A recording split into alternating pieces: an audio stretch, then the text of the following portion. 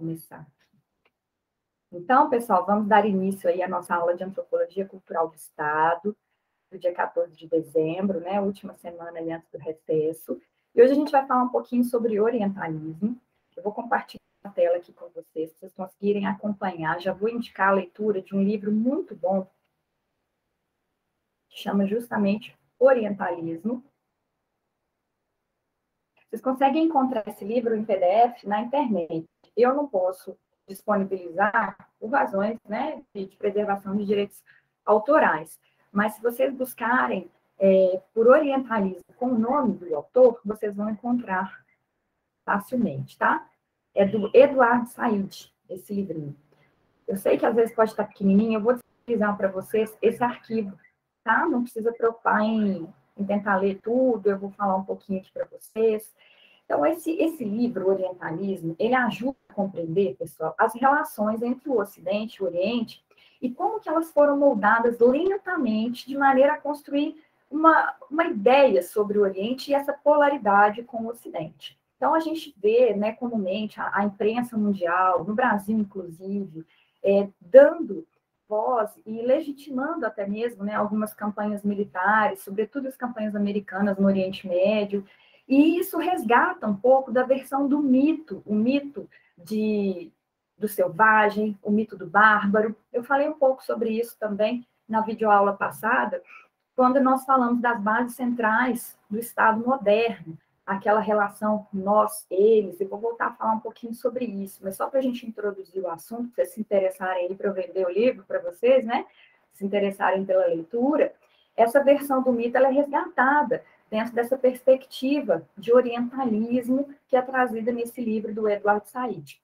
E lá, né, ele trata dessa questão dessa inferioridade moral com a qual os árabes são representados, não só pela imprensa, mas também em todas as modalidades de arte, em todas as expressões culturais produzidas pelo Ocidente, se referindo ao Oriente, a gente tem essa ideia arraigada e sendo reproduzida, né, de uma mente árabe estreita, intolerante, um tribalismo árabe, uma violência insuperável do islamismo. Então, trouxe esses aspectos aqui para vocês, e em contraposição às virtudes dos ocidentais, né, democracia, humanismo, como invenções modernas dos povos ocidentais, que justificariam, portanto, a dominação, justificariam a civilização pelos ocidentais dos orientais, por causa dessa barbárie na qual eles estariam inseridos, né? Então, isso justificou e continua justificando muitas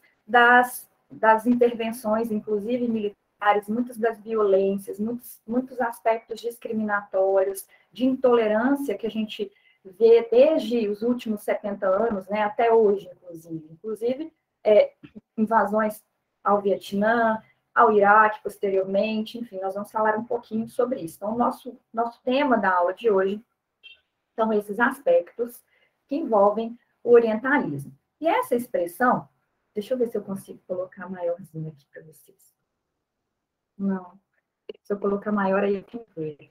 Essa expressão orientalismo, ela foi utilizada nem sempre com esse viés, né? O Eduardo Said ele escreveu esse livro em 1978, e orientalismo já foi utilizado para se referir a produções artísticas, literárias, europeias, voltadas para o Ocidente, aliás, para o Oriente, produzidas pelo Ocidente. Para se referir, né, à região que envolve o Oriente Médio, o Sul, o Leste e o Sudeste Asiático, e até mesmo o Norte da África.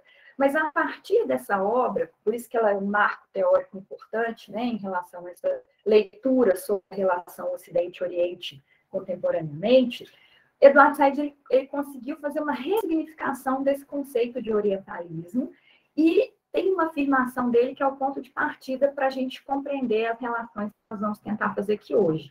Ele fala, eu coloquei para vocês no slide, que o que conhecemos por Oriente é, na verdade, uma invenção do chamado Ocidente. E essa invenção, ela serve como um aparato cultural de perpetuar, de permitir agressão, também julgamentos, envolve atividades. Então, é um aspecto que interessa à perspectiva imperialista alimentar e continuar alimentando nos dias de hoje. Então, nós vamos falar sobre esses aspectos e a gente vai entender um pouquinho mais de onde que surgiu, né, essa construção. Por que o que nós conhecemos por Oriente pode ser considerado uma invenção do Ocidente? Por quê, gente? Porque a gente tem expressões artísticas e literárias que foram identificadas, né? Eduardo Said, nessa obra dele, ele faz uma reflexão analisando desde pinturas, desde esculturas, representações em filmes, músicas, de um modo geral, que colocam uma visão dos povos do Ocidente como se fossem inferiores, né? Considerando do ponto da cultura e das civilizações, menos desenvolvidos, inferiores, um estereótipo ligado ao misticismo. Então, uma concepção artística e cultural que generaliza esse vasto e diverso território que está no leste da Europa. E a partir daí, a gente tem a base onde vão se apoiar todas as noções estereotipadas sobre o Oriente que nós vamos reproduzir. Nós vemos, né, as mídias e as artes reproduzindo. Então, essa maneira estereotipada de representar essa região do globo foi chamada pelo Eduardo Said de orientalismo. Então, o orientalismo é um instrumento, é um aparato que permite a construção e a reprodução de um ideário em torno do Oriente, dos orientais, no sentido de perpetuar essa visão de povo ou de povos inferiores, menos desenvolvidos. E o que seria, então, o Oriente de acordo com o Ocidente? Seria um lugar, né, que é representado normalmente como algo fundamentalmente diferente, que tem seus povos e culturas reduzidos a uma massa unificada. Então, quando a gente fala em Oriente, a gente está generalizando, tal como nós vimos, né, é uma violência a gente falar em Oriente ou povos orientais, do mesmo modo que era uma violência a gente se referir aos povos originários no Brasil, nas Américas, como indígenas, né? Nós falamos isso na nossa última videoaula, porque a gente deixa de considerar os passados, os costumes, as histórias de cada um desses povos, que é diferente, e generaliza, e traz uma ideia também de que esses locais, esses lugares seriam habitados por pessoas exóticas, incompreensíveis, inadmissíveis, inflexíveis, mágicas e selvagens. E aí eu vou trazer alguns filmes para vocês fazerem essa associação, confirmando, né, esse estereótipo, tanto das mulheres quanto dos homens, no chamado Oriente. Então, o Oriente ele foi construído como um outro perfeito, porque isso permitiu também a construção de uma identidade do próprio Ocidente.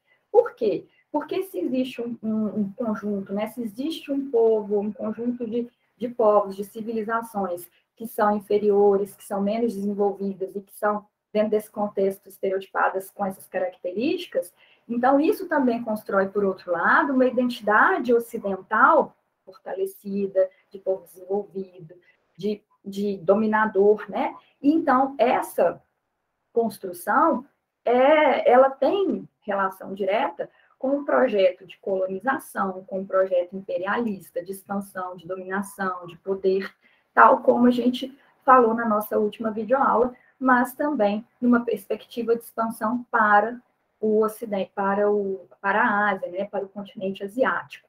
E nessa construção, então, o Ocidente ele seria o padrão, ele seria a norma, a representação do correto, numa visão extremamente binária de mundo, né?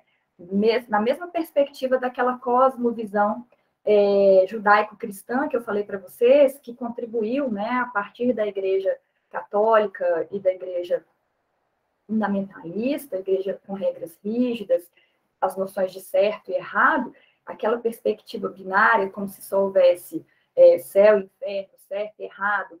Aqui também, né, vai nessa perspectiva de construir uma imagem, de construir uma racionalidade, que é mais que uma imagem, né, introjetar essas ideias nos indivíduos, para que eles acreditem que são inferiores, para que eles acreditem nesses rótulos que lhes são atribuídos. Então, em contrapartida, se o Ocidente seria a norma, o correto, o padrão, o desenvolvido, o bom, o Oriente seria, então, o outro perfeito, porque ele seria a representação de tudo que é o contrário, o desvio, algo anormal, exótico, estrangeiro, e que legitimaria, portanto, o uso de, inclusive, violência, o uso da força, para a imposição de um padrão de cultura, para a imposição de um padrão civilizatório, em prol do chamado desenvolvimento, né, desses povos.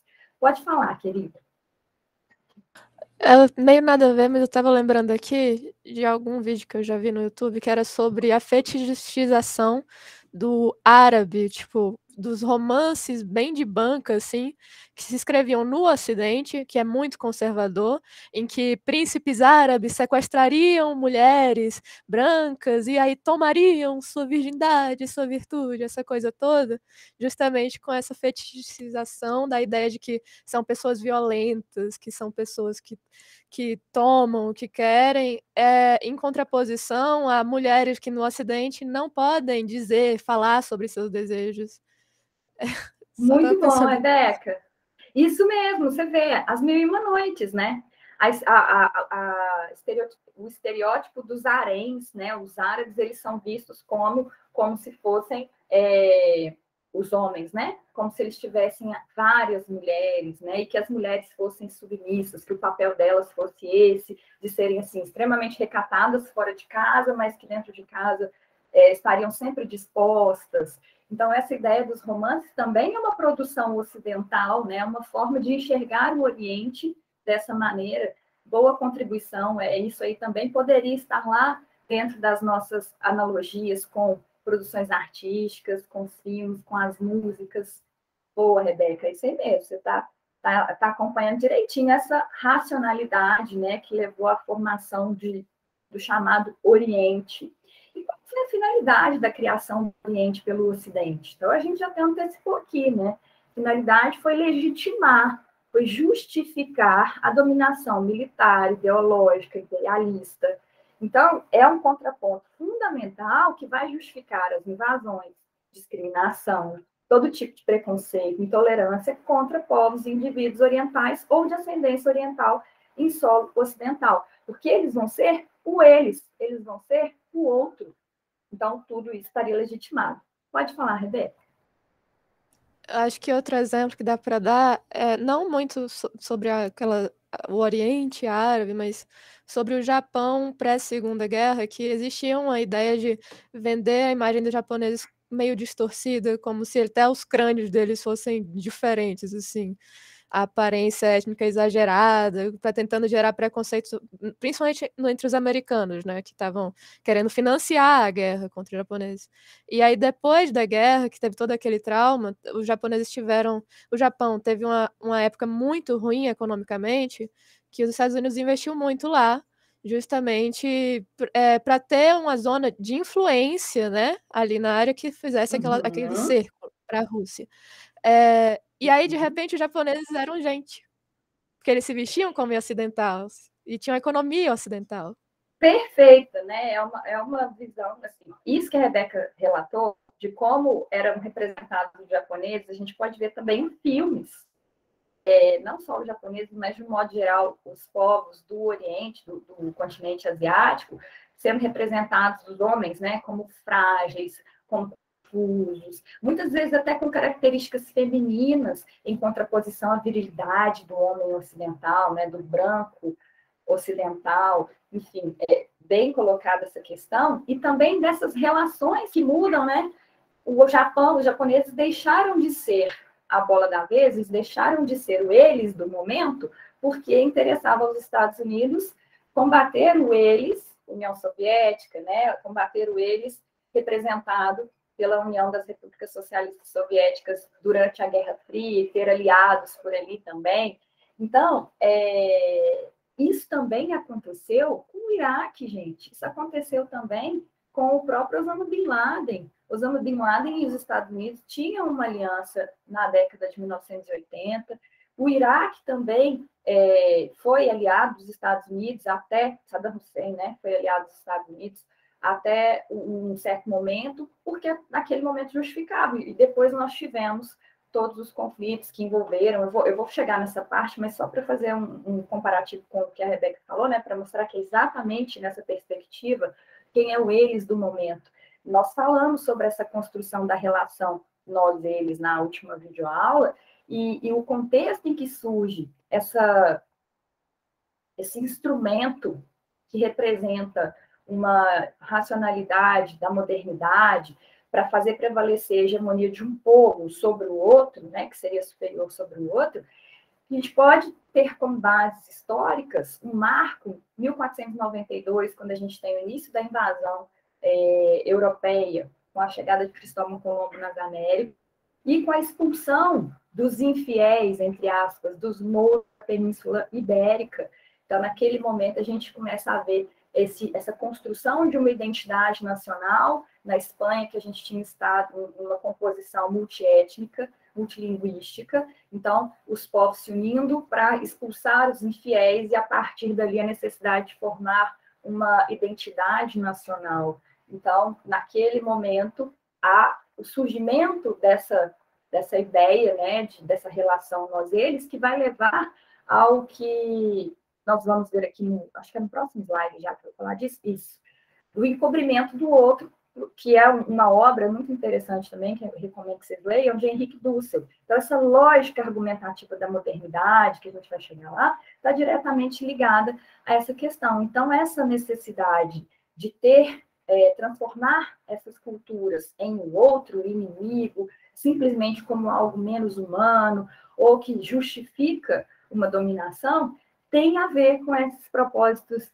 ideológicos e de expansão, né, econômica também, uma visão imperialista. Então, nós temos essas bases sendo construídas desde 1492, e na perspectiva do Oriente, vocês podem ver que desde 1800, né, mais ou menos, tem até um pouco mais de tempo, mas por volta do século XIX se intensificou essa visão, né, do Oriente como eles, como o outro que justificaria essa dominação. Então, o orientalismo é uma perspectiva, é um aparato cultural, um aparato de dominação que está diretamente relacionado com essa ideia de relação nós, eles. Se são os outros, justifica a violência, justifica a dominação e leva ao encobrimento do outro, ao apagamento dessas culturas, dentro de um projeto narcisista que, naquele momento de construção dos Estados nacionais, dentro da modernidade ocidental, levava à necessidade de um reconhecimento de uma identidade nacional. Então, um projeto narcisista, porque tudo que é o outro não é bom, não é bonito, então é nesse sentido. E, além disso, o movimento de expulsão dos mais diferentes também está diretamente relacionado com essa perspectiva orientalista, né? A partir daquilo que eu já mencionei aqui hoje, que a gente já relembrou, essa visão essa cosmovisão, uma visão de mundo binária a partir das estruturas judaico-cristãs.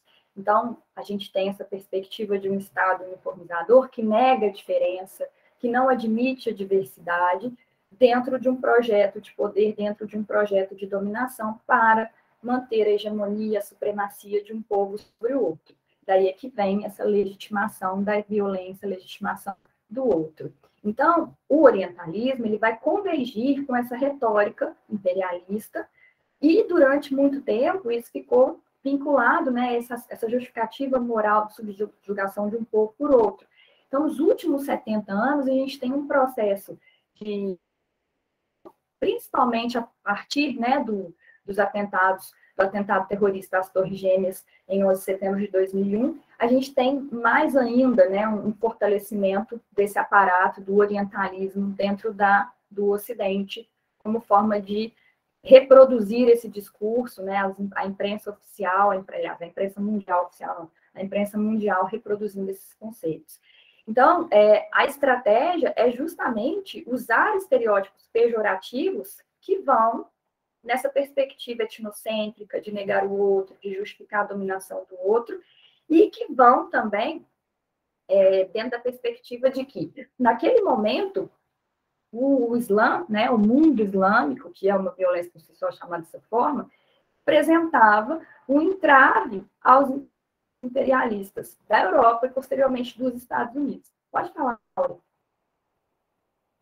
Na verdade, era sobre isso mesmo. Eu acho que, além dos filmes que vocês comentaram, eu acho que a própria mídia atual contribui muito para o orientalismo, porque a gente só vê falando do Oriente Médio em relação a conflitos, e a região não pode ser vista só por isso, sabe? Eu acho que é uma visão muito preconceituosa. E o Oriente Médio, ele é o berço da civilização. As primeiras cidades-estados surgiram lá. É o berço das maiores religiões monoteístas. Então, acho que falta a história do Oriente Médio contada pelos próprios orientais. A gente tem só uma visão hegemônica contada pelos ocidentais, que é super preconceituosa. E com isso de supremacia, né? Tipo, de uma raça, de um povo por outro. Mas o Oriente Médio também tem uma grande diversidade. E isso as pessoas não falam e não reconhecem. Que lindo você falar isso, Laura. Essa contribuição é bastante importante, porque quando você estava falando, estava me lembrando assim, o que a gente ouve falar sobre o Oriente Médio, né? O que a gente ouve falar sobre o continente asiático? A gente ouve falar de conflitos e a gente ouve falar que os Estados Unidos estão atuando na defesa dos chamados direitos humanos, estão atuando na defesa, a Europa, né? A Inglaterra, a França, hoje mais os Estados Unidos, estão atuando através de uma intervenção militar, usando a força e a violência, exterminando, torturando, matando pessoas em prol da democracia, para salvar essas pessoas de regimes autoritários. Mas espera lá, né? Nós também tivemos regimes autoritários em países que reproduziram esse receituário ocidental. O Brasil teve uma ditadura até bem pouco tempo atrás. A Argentina viveu também uma ditadura. E qual que é o conceito de liberdade, né? A gente ouve falar também, as mulheres são oprimidas, né, nos países que adotam a religião islamista, né, o islamismo. É claro que a gente pode ter um olhar de considerar que é violenta, por exemplo, a mutilação. Eu concordo que é uma violência, mas daí legitimar uma outra violência sem compreender essa cultura, sem entender, né, as bases dessa cultura, dessa civilização, para impor um padrão, isso é muito mais complexo, né? Isso. Sim, Rebeca. E aí, eu estava me lembrando aqui de uma outra questão. Tem uma notícia que eu vou reproduzir para vocês mais para frente aí na aula, para mostrar o papel da imprensa, mas já que a gente está falando disso, vou antecipar um pouquinho. Estava lendo um pouco sobre a Primavera Árabe, para me lembrar, né, dos fatos, enfim. A partir de 2010, começaram a acontecer, primeiro na Tunísia, algumas manifestações populares de questionamento de governos chamados autoritários dentro do Ocidente, do Oriente. Então, a Tunísia, depois a gente teve no Egito, na Líbia, em vários países. E na Tunísia, a princípio, foi uma manifestação a partir de um caso que foi um vendedor de frutas que tinha sido, a partir de uma fiscalização que ele sofreu, ele foi impedido de vender as frutas dele, enfim. E aí ele não conseguiu trabalhar, um negócio bastante complexo, era uma vida de bastante dificuldade a que ele levava, né? Não conheço a fundo a história, as condições econômicas e sociais dentro da Tunísia, confesso que não, justamente por conta dessa... Não interessa, né, ao Ocidente reproduzir esse tipo de notícia, mas o fato é que ele ateou fogo no próprio corpo e, né, fazendo um protesto, se ateou fogo no próprio corpo, e a partir daí manifestações populares pacíficas aconteceram, foram duramente reprimidas pelo presidente, pelo governante da Tunísia, que já estava à frente do poder por 23 anos. Isso gerou mais movimentações sociais ainda, né, mais manifestações sociais ainda, até que ele disse que não ia concorrer, não ia se candidatar para ser reeleito, acabou sendo reeleito e logo depois renunciou e foi viver no exílio e já faleceu, acho que em 2019. Depois disso, em outros países, como no Egito, também o governante do Egito estava à frente do poder há 29 anos, manifestações populares contrárias ao regime autoritário. Então, é claro que é legítimo e é claro que essas pessoas que estão inseridas nessas outras culturas, elas têm meios de, por elas mesmas, fazerem transformações na sociedade. Mas o orientalismo, essa ideia que é vendida de povos inferiores dominados e que estão se sujeitando a esse tipo de coisa, precisam ser ajudados, acaba reproduzindo uma ideia de que a gente para de acreditar que é sujeito ativo da nossa própria vida, construtor da nossa própria história. E o que falamos sobre isso? Porque aí a mídia batizou esses eventos, em vários outros começaram a acontecer também, de Primavera Árabe. Então, essas movimentações, essas manifestações sociais ocorridas a partir de 2010 foram batizadas de Primavera Árabe. E aí, na notícia que eu estava lendo, depois eu fui ver a referência, eu fui ler uma notícia que era da BBC, e aí ela falava sobre o FMI se manifestando sobre a Primavera Árabe, o Fundo Monetário Internacional, dizendo que já era esperado que houvesse esse clamor social no Egito, na Tunísia, porque no Egito as taxas de desemprego entre os jovens estavam superiores naquele momento, em 2010, 2011, a 25%, em torno de 25%, a taxa de desemprego entre os jovens, e que era uma situação insustentável, que logo seria um barril de pólvora, que logo isso ia explodir. E aí começa, nessa notícia que eu vou disponibilizar para vocês, a ser relatado que organizações de pacificação, e aí o nome, eu não vou lembrar agora, mas é alguma coisa do tipo Rights Watch, não sei se é Human Rights Watch, mas é uma instituição, é uma organização americana, gente, ocidental, se manifestando, prestando apoio, prestando ajuda para que eles saíssem daquela situação. E no caso da Líbia, especificamente, houve intervenção militar, né? Houve uma ajuda militar. A Líbia conseguiu retirar do poder o governante que ali estava, por volta de 2010, 2014, mais ou menos, e até hoje existe uma lacuna. A Líbia não conseguiu mais, né? Passou por períodos de guerra civil, não conseguiu mais se organizar a partir dessa intervenção que foi feita em nome dos direitos humanos, que foi feita em nome da democracia.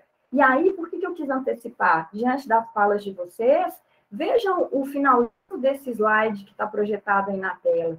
Alerta para os discursos hegemônicos que estão a serviço de causas menos nobres, que se transvestem de pretensos universais.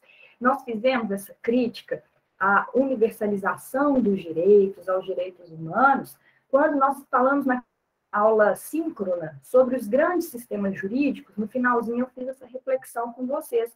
É exatamente isso, gente.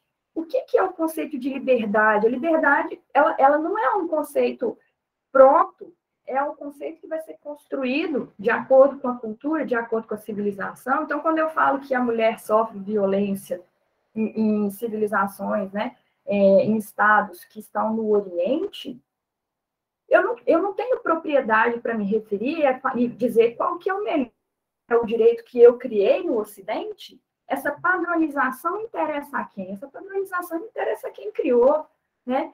Fala, Rebeca. Eu lembrei do Obama, que na época do governo dele, ele falava em levar democracia para outros povos. E uma coisa que eu até penso em fazer meu TCC sobre isso, que é sobre legitimidade. Que legitimidade tem você levar a democracia? Se uma Constituição acaba sendo uma supra-assunção da vontade de um povo, de tudo que ele passou, da história de um povo, como é que você impõe democracia? E que tipo de democracia caberia para eles? Eles precisam descobrir sozinhos. Você não pode simplesmente ir lá e dar uma ajuda a um povo a derrubar uma ditadura se eles sabem. Né? Se eles é que sabem onde é que eles vão querer chegar com isso. Aí você tem um monte de democracias que na prática viram ditaduras imediatamente. Você tem muitos países em que os Estados Unidos faz essa ajuda que viram teoricamente democracias, mas que aí o governante nunca mais quer sair do poder. Porque ele é legitimado por um poder externo. Perfeito, Rebeca. E isso que você está dizendo, imagine, se já é difícil, já é uma violência, já é inconcebível a gente falar da imposição de um Estado impondo a cultura, impondo o direito, impondo o padrão de conduta sobre outro Estado. Vocês imaginem que, pensando ainda na aula, estou vendendo também o peixe da aula passada, para vocês quererem assistir, tá? É só de 30 minutos. Na aula passada eu falei sobre isso também. Imaginem a que preço você consegue formar um Estado em torno, a partir da agregação de vários povos. Eu gosto muito do exemplo da Espanha. Na Espanha a gente tinha vários povos que falavam de línguas diferentes e foram ajuntados ali naquele projeto de poder, né? A formação dos primeiros Estados nacionais se deu na Espanha e em Portugal, que até hoje a gente consegue ver conflitos entre esses povos. Por quê? Porque não é uma coisa, por mais que haja um grande trabalho de formação de uma identidade, uma tentativa de formação de uma identidade, isso não é fácil de ser introjetado e de se manter. Então, é preciso a violência para juntar, para agregar essas pessoas em torno desse projeto de identidade e também para mantê-las em torno dessa identidade nacional, né? Para que elas acreditem, para que haja essa legitimidade. Por que eu vou seguir o que a rainha, que é de outra etnia, que veio lá de outro povo, dentro da Espanha? Com base em quê? Então, precisava, naquele momento, de ter construído essa identidade. Então, isso que a Rebeca falou, da construção, da imposição, né? da relativização da soberania de um Estado, você pode ainda, Rebeca, talvez na sua pesquisa, afunilar e dar um corte mais aprofundado e tratar, por exemplo, analisar o Equador, estados plurinacionais, porque aí a gente tem uma tentativa de uma unificação, existe um Estado, mas que leva em consideração os costumes, a cultura, as normas de cada um dos povos, dos grupos étnicos que a compõem. Então, a gente está trabalhando para isso, para preservar essa diversidade dentro desses estados. Aí você imagina um estado impor sobre o outro o seu direito, as suas convicções, os seus padrões políticos, econômicos. E essa racionalidade está diretamente ligada a um receituário imperialista neoliberal, né, na racionalidade neoliberal, principalmente a partir da década de 1970, que vem de um receituário a partir de que o FMI recomenda, a partir do que o Banco Mundial recomenda, para atrair investidores. Então, esse imperialismo, ele não se dá só no contexto da relação dicotômica Ocidente-Oriente, não. A gente tem também, né, os países chamados subdesenvolvidos ou em desenvolvimento, e o Brasil é colocado com orgulho, né, como se fosse muito bom ser um país em desenvolvimento nesse contexto.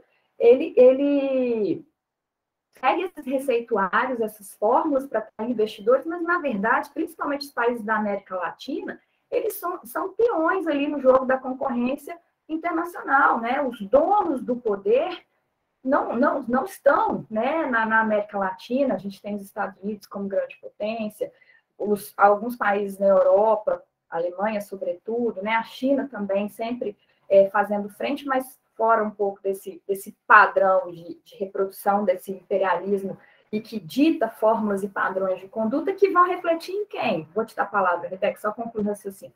Vão refletir em quê? Reforma trabalhista, gente. Quando a gente teve um momento no Brasil em que Michel Temer assumiu, o que ele fez? Ele fez uma varredura, todas as emendas constitucionais, reformas trabalhistas, questões de direito social. Não foi aprovada a reforma da Previdência naquele momento, mas tudo que podia ser feito para atender esse receituário neoliberal dentro de uma perspectiva imperialista foi feito, né? Então, assim, eu estou trazendo para vocês hoje esse recorte, esse enfoque na perspectiva do orientalismo, mas o imperialismo ele interfere, né, também nos padrões e na vida diretamente de todas as pessoas que estão inseridas dentro desse contexto das relações capitalistas e imperialistas. Diga, Rebeca. Primeiramente, o Temer é uma chaga na nossa alma. Só quero comentar isso, meu Deus. Meu Deus, que horror de presidente. Mas assim, o que eu ia comentar era sobre a imigração japonesa. Eu vou comentar logo isso de uma vez, que eu tenho hiperfoco no Japão, então eu me falo muito desse assunto. Estou vendo nascer um tema de pesquisa aí. Aí eu já vi vantagem.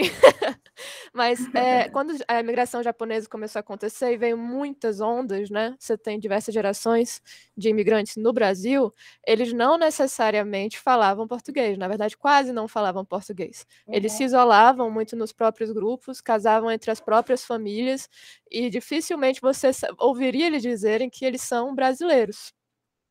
O que aconteceu foi que, eventualmente, no Brasil, a gente teve essas ondas nacionalistas em que eles realmente torciam para o Japão em situações em que a gente estava do outro lado. Não era muito vantajoso. E aí teve uma política nacional, né, de mudança, assim, para forçar eles a aprenderem português, por exemplo, a se incluírem um incentivo a casar entre, né, etnias. Abrasileiraram os nomes também. Meu marido é professor. Aqui ele tá aula nesse tema.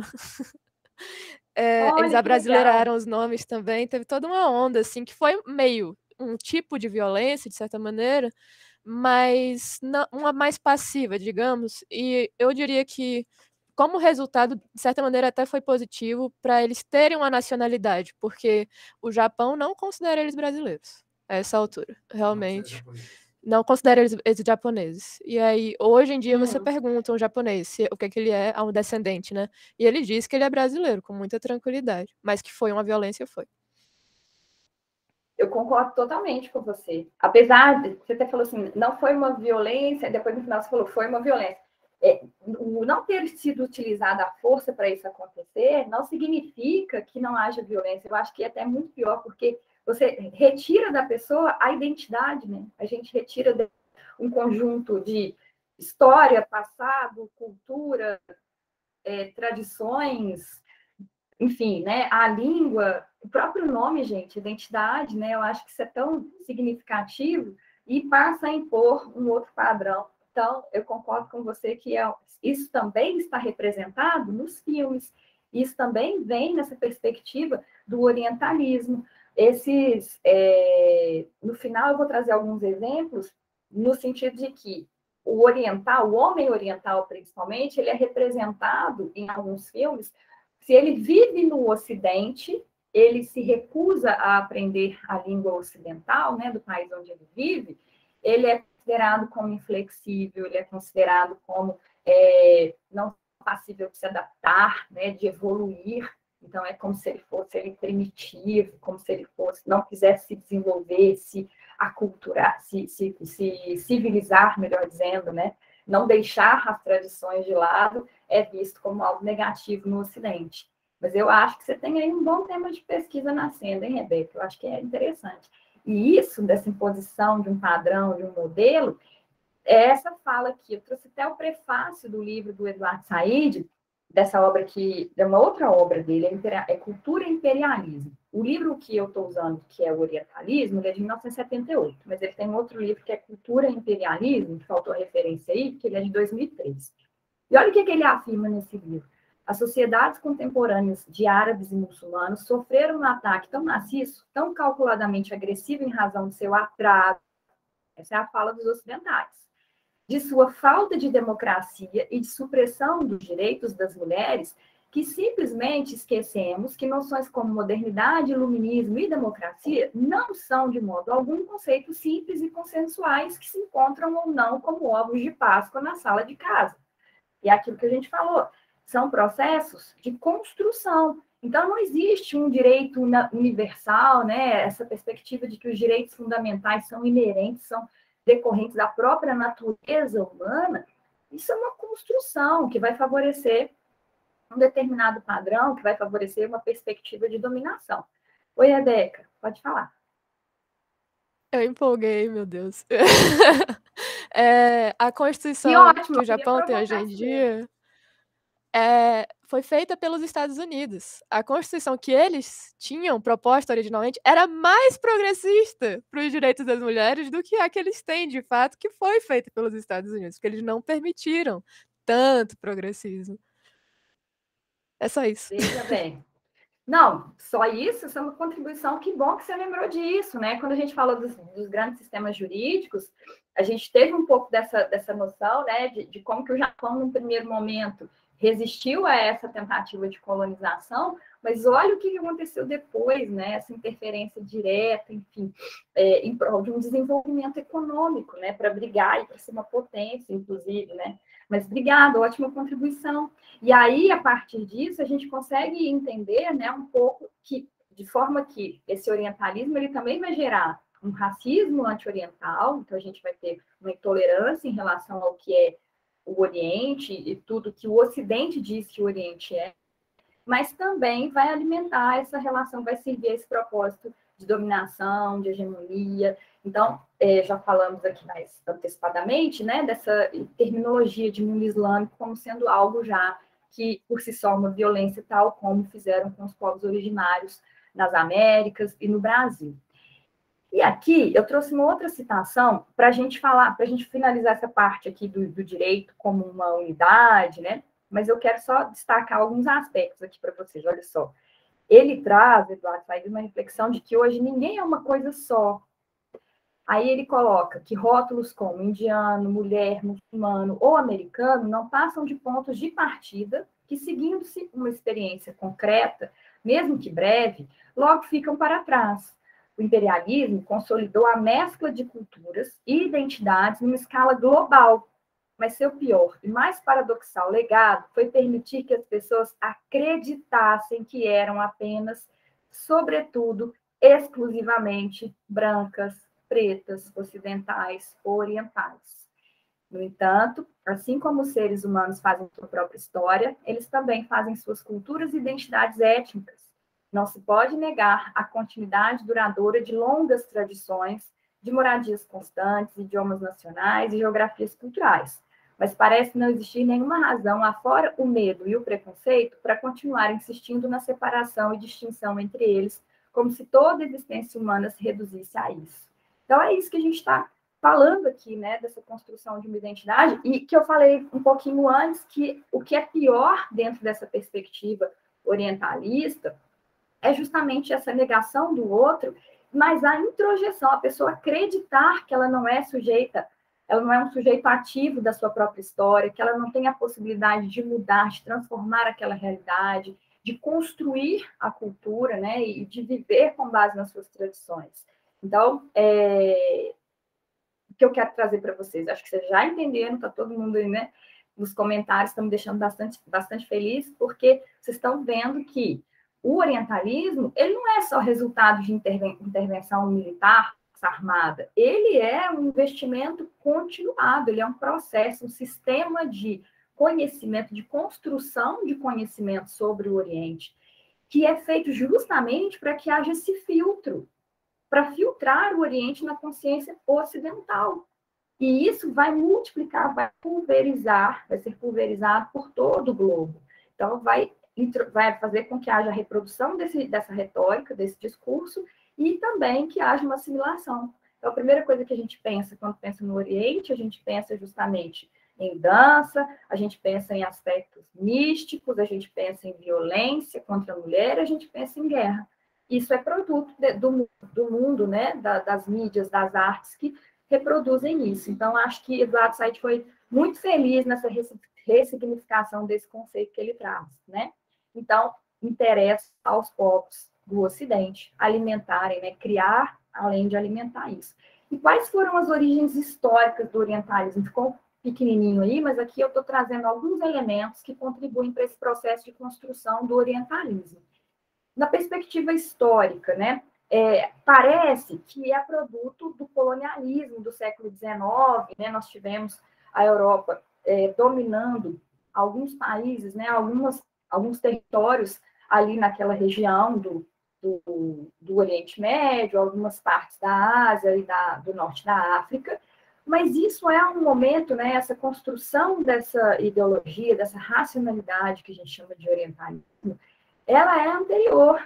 Essa construção ideológica de que ali um bárbaro, ela é muito anterior a esse aspecto. Então, essa representação do outro como sendo como se fosse um bárbaro, como se fosse algo violento, ela foi construída tendo suas bases desde lá de trás, desde a época das cruzadas, desde antes, quando a gente tem a morte de Maomé em 632, essa hegemonia militar e mais tarde cultural e religiosa do Islã foi crescendo e foi sendo reproduzida essa imagem de civilização bárbara, primitiva, que utiliza a força e que não é evoluída. E mesmo depois que a gente tem a reconquista dessas áreas lá do Islã, né, pelos povos do Oriente, houve a preservação dessa imagem negativa dos orientais. Então, além desse aspecto, né, anterior, que vem desde as cruzadas, desde essa representação, desde a morte de Maomé em 632, e que vem sendo alimentada depois da colonização, o que também fornece bases, o que fornece elementos para que fosse construído o orientalismo, essa relação nós-eles, nessa perspectiva do orientalismo? A imprensa mundial. Aí eu trouxe aqui aquele comentário sobre o FMI, e aí eu queria fazer um contraponto. Olha só que interessante para vocês, que que houve intervenção dos Estados Unidos nos movimentos que foram batizados Primavera Árabe, e que o FMI trouxe uma fala no sentido de que era esperado que houvesse aquele tipo de insurgência, né, aquele tipo de movimentação social e de clamor social, porque as taxas de desemprego entre os jovens no Egito, em alguns outros países também do continente asiático, estavam em mais de 20%. Aí, por curiosidade, sou professora de Direito do Trabalho também, minha teoria, minha tese do doutorado foi sobre o contexto em que se traz a prevalência do negociado sobre o legislado no Brasil, então, que contexto que a gente teve a reforma trabalhista, e eu já sabia que a taxa de desemprego entre os jovens, naquele momento, 2010, 2011, eram elevadas. Aí fui buscar uma notícia, e realmente, né, de 2014, a taxa de desemprego entre os jovens no Brasil chegou a 26%. E aqui a gente não teve a mesma perspectiva de... Ninguém disse que os Estados Unidos não disseram que invadiu o Brasil para evitar manifestações populares, para instaurar o controle, enfim. Eu quero só que vocês reflitam sobre como é vendida essa notícia, né? Aqui no Brasil, ninguém falou sobre essa questão como sendo um barril de pólvora. O FMI não se referiu a essas taxas de desemprego aqui como sendo um barril de pólvora. Aqui, a violência, a reforma, ela foi construída por outros meios, ela veio pelo direito. Também é uma forma de criar aí um padrão de opressão e de dominação.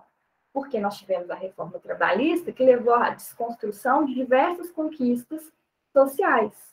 E aí, ao impor a prevalência, ao estabelecer a prevalência do que se negocia, patrão e empregado negociam individualmente, ou que os sindicatos dos empregados negociam com os patrões ou com os sindicatos dos empregadores, tirando a lei como se a lei fosse engessar, como se a lei fosse oprimir, dando liberdade, essa liberdade é falsa, porque vai colocar essas pessoas numa posição em que elas vão continuar tendo que trabalhar para conseguirem prover a sua subsistência, mas sem direitos, sem garantias. Ou seja, justifica-se manter qualquer ocupação, independentemente da perspectiva do que seria um trabalho decente, que assegure condições dignas de trabalho, de vida, equilíbrio entre o trabalho e as outras acepções, as outras dimensões da vida, o convívio familiar, estudo, etc.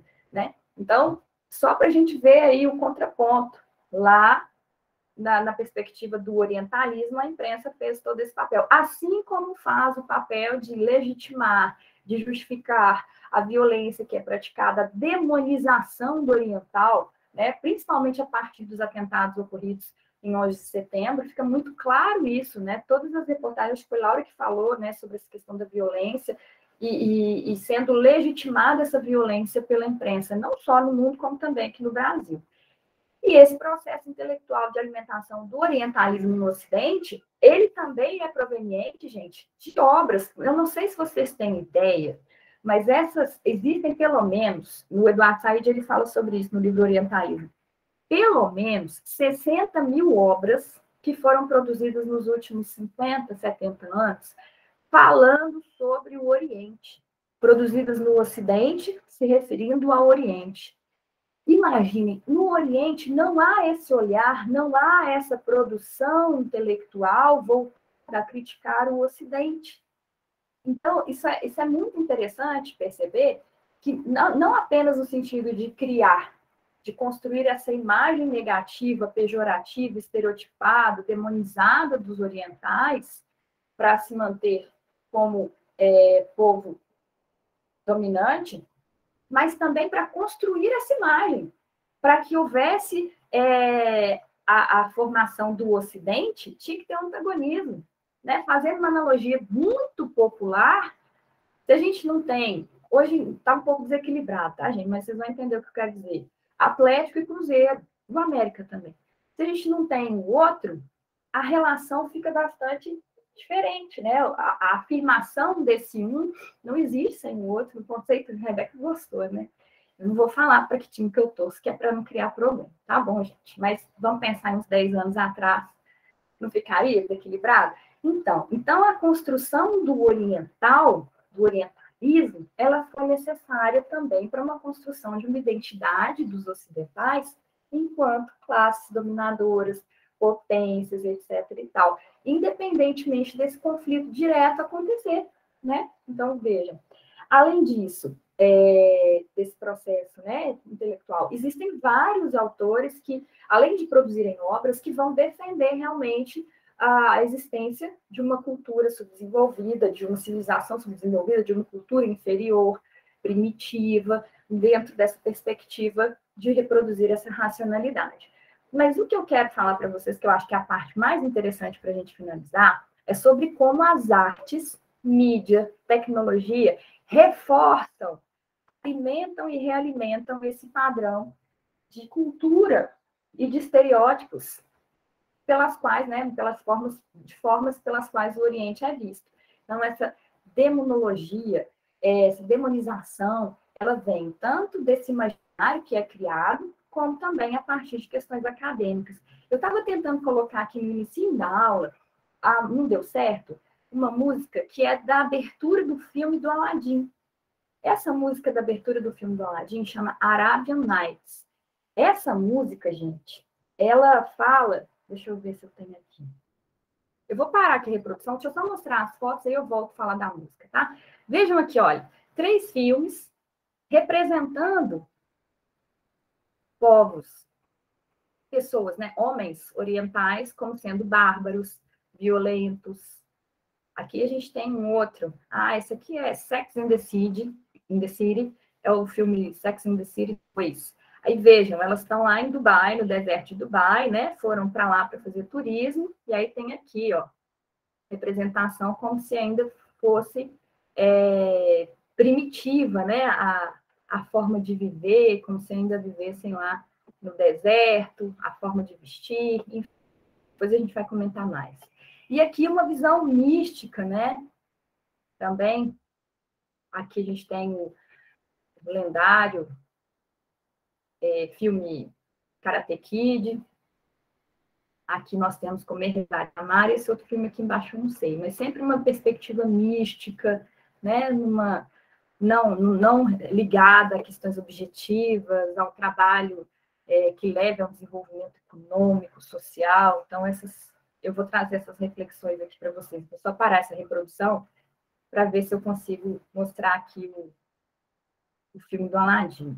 Só a música, a letra, pelo menos, só para vocês terem uma ideia.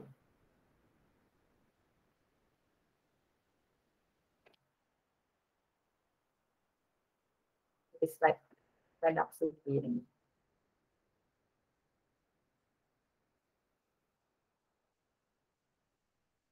Aqui. Essa é a letra da música, a versão original, chama Arabian Nights. Aí eu trouxe do lado esquerdo a versão em inglês e do lado direito a tradução. Vejam, eu não acreditei, é um filme infantil, um filme da Disney, Aladdin, acho que é da década de 1990, salvo engano, né? É um filme que eu até gostava de assistir, mas sem essa visão. Sai a professora e entra só a mãe que está assistindo o filme junto com a filha, mas reproduzindo, né, as críticas depois, falando sobre isso com ela um pouco. Mas vejam, tem um trecho que fala, venho de um lugar onde sempre se vê uma caravana passar. Vão cortar sua orelha para mostrar para você como é bárbaro o nosso lar. Além disso, né, dessa questão de reproduzir esse estereótipo da violência, do bárbaro, tem velho luar e orgias demais.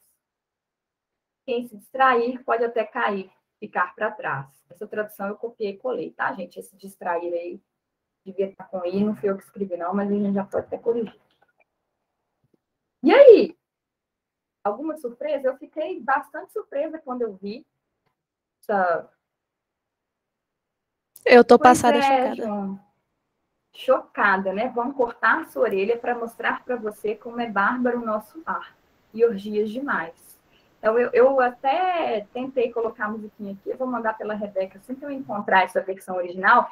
Aí, quando eu procurei, eu achei uma versão já modificada, que aí quem canta é o Will Smith, uma versão já modificada do filme. João. Pois é, música infantil, Laura. Filme do Aladdin da Disney, 1990, que foi celebrado, o lançamento do filme do Aladdin foi celebrado como um retorno da Disney aos filmes, às grandes produções artísticas. Aí, ó, o João conhece a versão do desenho antigo. Você está tentando colocar aí? Pois é. Se conseguir, você pode pôr. Também tem a questão de que os Estados Unidos investiam nos filmes, investem, né? Investem na prática nos filmes. Então, às vezes, existe um interesse de, goste da Arábia, mas não goste demais. Demais, não. Com limite, por favor. Exatamente. Aí eu queria falar para você sobre alguns filmes, né? Assim, rapidinho aqui, eu sei que a gente já foi até além, mas que bom que vocês estão participando. E eu quero saber se vocês se lembram de algum filme também que a gente possa usar aqui na nossa representação para eu acrescentar lá no nosso roteiro de aula que eu vou postar para vocês. O filme 300. O orientalismo ali está assim, introjetado. Aí eu não sei se foi Laura que falou, se foi Rebeca, acho que foi Laura, que a história é contada sempre pelo vencedor. Então, quem conta para a gente a batalha, né, que representou a Guerra Médica, a Segunda Guerra Médica, né, entre os persas, foi Rebeca? Que bom. Então, no filme 300, a gente tem também ali uma representação de Xerxes como sendo aquele gigante libidinoso, né, cercado de seres infernais, e a única virtude do personagem é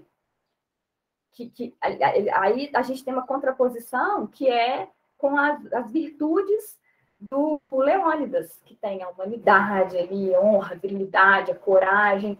Então, esse filme é uma representação distorcida de uma outra representação, né? De uma versão já distorcida da história, porque quem conta, a gente não tem essa versão contada por um persa, né? Então, ali a gente tem essa visão muito clara de seres infernais, dessa demonização do oriental, né? Então, é aquela maquiagem também, que dá aquela impressão de pessoas traiçoeiras, as pessoas têm uma aparência de cobra até, se pá, e enquanto os espartanos são honrosos, né? Estão ali sempre com o corpo exposto, não estão usando de táticas. Exatamente. Outros filmes que eu pensei enquanto eu estava pensando na aula de hoje, Rambo, né? Muito claro que no filme a gente tem ali um herói americano que vai combater, né? Que vai exterminar, que vai matar. Eu não sei quantos tiros, mas talvez João Pedro possa ajudar a gente aí nisso. Não sei se são fãs desse tipo de filme, mas eu assisti demais quando era criança, passava na sessão da tarde todos os dias, praticamente, Rambo 1, Rambo 2, Rambo 3, até que fizeram outros depois. Mas Rambo também traz essa construção hollywoodiana, né, do orientalismo. Acho que foi numa aula sua. Acho que foi numa aula sua que a gente comentou como esse filme ficou velho. Ficou velho. Mas ficou muito velho, meu Deus. Porque não cabe agora, né? Essa coisa que achar bonito, matar estrangeiro, meu Deus, que horror. Politicamente. Mas então, aí, Rebeca, olha só, aí fui pensar em filmes recentes que eu fui assistir. Destacamento Blood, vocês assistiram? Também é um filme que, eu não vou lembrar agora a história com detalhes, mas são 4 soldados que vão combater também no continente asiático, e tem essa visão também, né? Reproduz o orientalismo. Destacamento Blood é um filme recente, assim, não tem 5 anos esse filme, salvo engano, é de um pouquinho antes da pandemia. Vou postar lá para vocês. Filmes que vocês vão ver com esse olhar da aula de antropologia cultural de Estado. Então, existem filmes que vão reproduzir essa visão do bruto, do violento, da demonização, né? Colocando esse estereótipo relacionado ao muçulmano terrorista, principalmente na perspectiva que a gente tem a partir dos atentados, né, de 11 de setembro. Também tem o estereótipo do perigo amarelo. Eu não achei nenhum filme aqui que pudesse representar isso, assim, criminosos misteriosos, poderosos, que podem possuir até algum tipo de poder místico, sabe? Que usavam conhecimento de artes marciais para o mal. Eu não consegui lembrar nenhum filme assim, mas eu sei que tem estereótipo desse perigo amarelo também. Que mais? Bizarros, né? Estereótipo de bizarro, imutável, inflexível, inassimilável. Nessa perspectiva até que o Rebeca tinha falado antes, de se recusar a aprender a cultura, né? Ou quando a gente não tem uma interação nos filmes, eu não sei se já perceberam, que tem alguns filmes, até o filme do Rambo, por exemplo, não existe diálogo, não existe comunicação entre o ocidental e o oriental. Já pararam para pensar nisso? O mocinho ocidental não dialoga. Ah, gente, Rock Balboa também, a gente tem isso, né? Eu não lembro, talvez o João Pedro possa ajudar também, o João Pedro é muito mais novo, vai lembrar. Que tem uma luta também com o russo, que representa também essa ideia de relação nós e eles, da Guerra Fria, isso mesmo, mas eu não lembro o nome do outro lutador. Sei que é aquele ator russo. É, 10 em 10. O cara é Isso um mesmo. monstro. Literalmente, ele nem sente soco. É uma Isso. retratação tão exagerada, meu Deus, tão exagerada, mas tão exagerada, Exato. que realmente é caricato. É isso mesmo. O místico e mágico, eu já trouxe aqui, né? O seu Miyagi, lá do Karate Kid, o filme da Julia Roberts, que traz lá no Comer, Rezar e Amar, que tem aquele indonésio no filme, né? Ele é um conselheiro espiritual, então, quando eles são representados, tem falas nos filmes, normalmente estão nesse sentido, né? E também tem essa visão do homem, já tinha falado isso, a visão do homem do Oriente como sendo feminino, frágil, né, de corpo frágil, sem aquela virilidade. Também, Cleópatra também traz essa referência, assim, com certeza. E as mulheres, por outro lado, né, nos filmes sensuais, em alguns contextos, ou elas são extremamente oprimidas, dóceis, servis, ou elas são estereotipadas para esse lado da erotização, né, da sensualidade, com certeza, isso tem muitos filmes, né? Pois não, Rebeca, pode falar. Quero que vocês me contem filmes aí. Isso das mulheres, eu lembrei aqui que a gente tem uma tendência de quando a gente vai retratar algum povo positivamente, a gente embranquece o personagem. Novelas brasileiras mesmo. Novelas brasileiras mesmo. Isso é verdade. Isso é verdade. Você fala que Jesus tem aquela imagem, né, que tem na internet de como Jesus seria, de acordo com pesquisas. As pessoas ficam ofendidas pela possibilidade de Jesus não ter olhos azuis. Legitimamente ofendidos. Mas, por exemplo, você teve aquelas novelas brasileiras que eram sobre países ou sobre imigrantes, e sempre, meu Deus, acho que era a Giovanna Antonelli, que a Globo adorava colocar ela como alguma etnia diferente daquela era, de fato, porque ela é uma mulher branca. O Clone. O Clone tá teve passando alguma na sessão da tarde. Teve algumas sobre Japão que eles fizeram, que eles iam cotar uma atriz descendente de japonês, mas aí mudaram de ideia de última hora e resolveram que a personagem principal ia ser adotada mesmo. É uma coisa... É triste. Absurdo, né? É um absurdo. E até a Cleópatra, ela, no caso, não era negra egípcia. Eu acho que ela era... Eu não lembro, mas ela não era egípcia, como algumas pessoas supõem. Mas também não era branca, tipo ocidental. Era aquela característica de nariz mais curvado, que tem em alguns países que são tecnicamente brancos. A gente tende. Quando a gente vai elogiar, a gente elogia errado. Exatamente, concordo. Gênero, número e grau. E eu falei que Jesus Cristo, eu assisti recentemente o Marighella, recomendo, assisti até no cinema.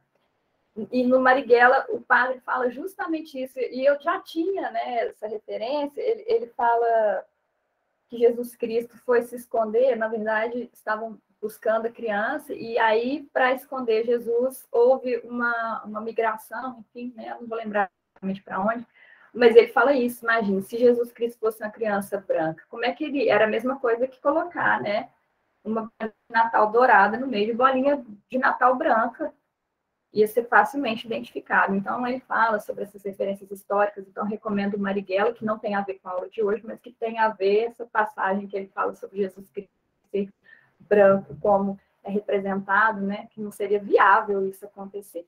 Eu quero ver uma igreja que mostra naqueles presépios ali um casal que não seja branco. Difícil. Ainda mais um bebê Jesus. Fulaninho foi bebê Jesus. Fulaninho é branco do olho azul. Quero ver uma pessoa que diga... É um estereótipo, né? Ocidental. Uma construção ocidental para negar o oriental. Você imagina como é que poderia, né? E aí eu me lembrei, falando disso, que, olha só, os povos que são do continente asiáticos são representados como bárbaros, como violentos. Mas, aí a gente já sabe, pelas aulas que a gente relembrou aí, né, que você já sabia e que a gente relembrou juntos, o papel que a Igreja Católica teve e a quantidade de violências, não apenas nos processos de colonização das Américas, né, de invasão das Américas e colonização, e também durante a Idade Média, as violências que foram praticadas em nome da, equivocadamente, não estou tocando a ideia, religião, mas a instituição, igreja, praticou inúmeros atos de violência para legitimar essa expansão aí do cristianismo, enfim, né? Essas religiões fundamentalistas, fundamentalismo religioso, pode ser distorcido para esse lado. E eu lembrei, Rebeca, vou te devolver a palavra só para finalizar minha participação aqui, se vocês quiserem falar mais, fiquem à vontade. Eu me lembrei aqui de um outro filme que foi muito importante, que é O Nascimento de uma Nação. Eu até tinha anotado aqui, mas agora eu não achei aqui o ano para falar para vocês. O Nascimento de uma Nação, ele foi um filme que foi, salvo engano, na segunda década, 1915, 1920, mais ou menos, foi lançado nos Estados Unidos. E esse filme trazia a representação dos negros, né, na época, como sendo violentos, praticando atos de violência contra mulheres, roubando, enfim, uma série de estereótipos negativos. E isso, gente, foi tão sério, esse filme ele foi tão relevante para mudar uma visão, para criar uma visão em torno dessa questão, que levou ao ressurgimento da Ku Klux Klan enquanto organização que perseguia os negros e que, enfim, né, tudo de ruim que vocês sabem, eu não vou ficar me alongando nisso, mas o nascimento de uma nação levou essa mudança cultural, essa mudança de comportamento, e foi um filme que foi 1915, já tem o quê? 100 anos, mas olha a importância que a arte, a mídia, essa construção ideológica tem na vida das pessoas. Então, se quiserem também aí fazer, né, relembrar essa questão envolvendo os clubes, já que a gente está falando de racismo, essa relação nós, eles, né, nessa perspectiva, também caberia aí, não é na perspectiva do orientalismo, mas essa visão, essa cosmovisão binária de mundo, com negativa da diversidade, encobrimento do outro, negação do outro, ela também alimenta essas visões aí racistas, né? Enfim. E aí, mais filmes? Alguém se lembra de algum? Filme não, mas eu queria comentar um negócio que eu acabei de lembrar e minha cabeça estava coçando pra caramba com isso. Que é os Lusíadas. Antes dos Lusíadas, não existia uma língua portuguesa. Realmente, depois que os romanos passaram na Europa, você tinha diversos povos falando romance, que era aquela língua vaga, vagamente reconhecível e tal, mas não tinha escrito, não tinha determinado, não é algo que os linguistas podiam pegar, podem pegar. Né? Era mais um monte de povos, mais ou menos bárbaros, e com os Lusíadas você teve esse nascimento da língua estruturada, do jeito que, como se fosse uma gramática, uma referência para a gramática do português. Então, quando você fala assim, em povos, os portugueses, você não está falando de uma coisa que é pura, de fato, necessariamente. Você está falando de diversos povos que, eventualmente, por causa de uma necessidade cultural, uma coisa de Estado, muitas vezes, justamente com as grandes navegações, viram uma coisa só. E, de repente, todo mundo tem uma língua nacional. É isso. Isso é verdade, né? Os produtos culturais que foram mais exportados na história das civilizações foram a língua, além, né, da perspectiva da cultura, a língua, e também o direito, o padrão de normatização, o padrão de organização do Estado. Essa é verdade. Até chegar numa construção e reproduzir isso, e você imagina, o processo para a gente conseguir chegar a um idioma que vai ser falado por um determinado povo e construir essa identidade em torno dessa questão, e depois agregar esse povo todo, né, esses povos multiétnicos, multilinguísticos, debaixo de uma tenda só, dentro de um Estado.